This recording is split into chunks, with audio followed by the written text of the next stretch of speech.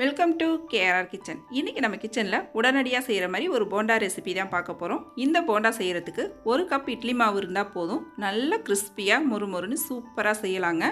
இந்த போண்டாவுக்கு தொட்டு சாப்பிட்ற மாதிரி சட்னி இது கூடவே சேர்த்து பார்க்க போகிறோம். இந்த ரெண்டு ரெசிபியும் பார்த்திங்கன்னா ரொம்ப சூப்பராக அருமையாக இருக்கும் டேஸ்ட்டு. இந்த ரெண்டு ரெசிபியும் எப்படி செய்கிறது நம்ம வீடியோக்குள்ளே போய் பார்ப்போம்.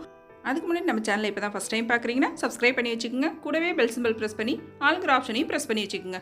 அப்போ தான் நான் போகிற வீடியோஸ் எல்லாம் உங்களுக்கு தொடர்ந்து நோட்டிஃபிகேஷனில் உடனுக்குடனே கிடச்சிட்டு இருக்கும். இப்போ வாங்க இந்த போண்டாவும் சட்னியும் எப்படி செய்கிறதுன்னு பார்த்துடலாம்.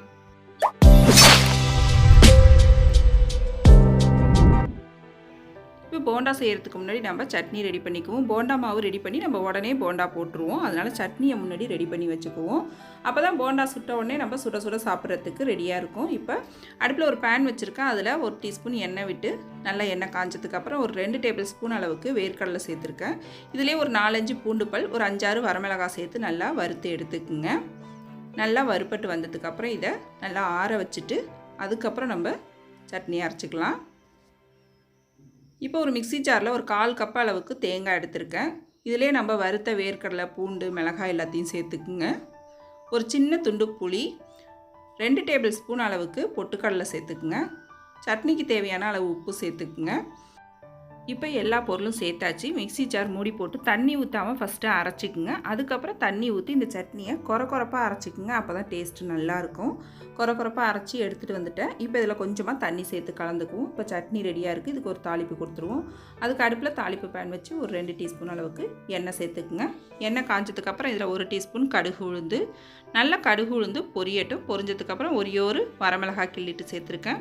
ஒரு கொத்து கருவேப்பிலை, கொஞ்சம் பெருங்காயத்தூள். அவ்வளோதான், நம்மளோட தாளிப்பு ரெடி ஆகிடுச்சு. இந்த தாளிப்பை சட்னி கூட சேர்த்து கலந்து விட்டுற வேண்டியதான். இப்போ நமக்கு சட்னி ரெடியாக இருக்குது. இப்போ நம்ம போண்டா செய்கிறதுக்கு மாவு ரெடி பண்ண ஆரம்பிச்சிருவோம். இந்த போண்டாவுக்கு இந்த சட்னி ரொம்பவே சூப்பராக இருக்குங்க. ட்ரை பண்ணி பாருங்கள். இப்போ போண்டா செய்கிறதுக்கு மாவு கலந்து எடுத்துக்குவோம். அதுக்கு ஒரு பாத்திரத்தில் ஒரு 5 குழிக்கரண்டி அளவுக்கு இட்லி மாவு எடுத்துக்குங்க. இது பழைய மாவாக இருந்தாலும் பரவாயில்ல, புது மாவாக இருந்தாலும் பரவாயில்ல, எந்த மாவாக இருந்தாலும் எடுத்துக்குங்க.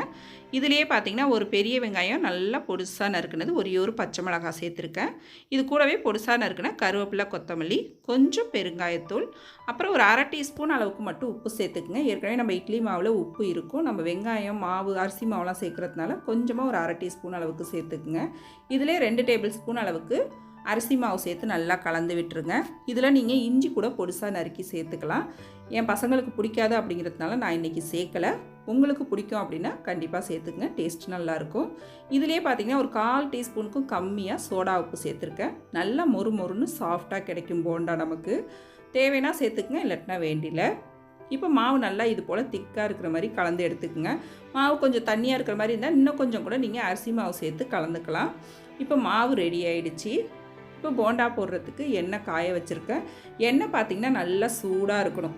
சூடான எண்ணெயில் கையை தண்ணியில் நினச்சிக்கிட்டு இது போல் சின்ன சின்ன உருண்டையாக எடுத்து போட்டுக்குங்க. ஒவ்வொரு தடையும் கையை எண்ணெய் தண்ணியில் நினச்சிக்கிட்டிங்க அப்படின்னா உங்களுக்கு கையில் ஒட்டாமல் போட ஈஸியாக இருக்கும். இப்போ நல்லா போண்டாவை சேர்த்ததுக்கப்புறம் ஒரு 2 செகண்ட் கழித்து நல்லா இது போல் திருப்பி விட்டு வேக விடுங்க. போண்டா அப்படிங்கிறதுனால நீங்கள் கலந்து விட்டுக்கிட்டே இருந்தீங்கன்னா தான் எல்லா பக்கமும் நல்லா ஈவனாக இது போல் செவந்து வரும். நல்லா இது போல் செவர்ற வரைக்கும் வேக வச்சு எடுத்துக்கங்க. அப்போ தான் நல்லா மொறுமொறுப்பாக இருக்கும் போண்டா நமக்கு. அவ்வளோதான், நம்மளோட போண்டா ரெடி ஆகிடுச்சு. இதே போல் மீதம் இருக்கிற மாவு எல்லாத்தையும் நான் பொரித்து எடுத்துக்கிறேன். இப்போ பாருங்கள், போண்டா எல்லாமே பொரித்து எடுத்துட்டேன். ரொம்ப சூப்பராக நல்லா மொறுன்னு கிறிஸ்பியாக இருக்குங்க. டேஸ்ட்டும் சூப்பராக இருக்குது. குழந்தைங்க ஸ்நாக் கேட்கும் போது வீட்டில் 1 கப்பு இட்லி மாவு இருந்துச்சுன்னா போதும். உடனடியாக இந்த போண்டா ரெசிப்பியை நம்ம ஒரு 5லேருந்து 10 நிமிஷத்துக்குள்ளே செஞ்சு கொடுத்துடலாம். ரொம்ப ஈஸியான ரெசிப்பியும் கூட. டேஸ்ட்டும் பார்த்திங்கன்னா ரொம்ப அருமையாக இருக்கும். நீங்களும் இந்த போண்டா ரெசிப்பியும் சட்னியும் ட்ரை பண்ணி பாருங்கள். ட்ரை பண்ணி பார்த்துட்டு எப்படி இருக்குன்னு எனக்கு கமெண்ட் பண்ணுங்கள். என்னோட இந்த ரெசிபி பிடிச்சிருந்ததுன்னா லைக் பண்ணுங்கள், ஷேர் பண்ணுங்கள். மறக்காமல் நம்ம கேஆர் கிச்சனை சப்ஸ்கிரைப் பண்ணி வச்சுக்கோங்க. நாளைக்கு வேறொரு ரெசிபியோட சந்திப்போம். தேங்க்ஸ் ஃபார் வாட்சிங்.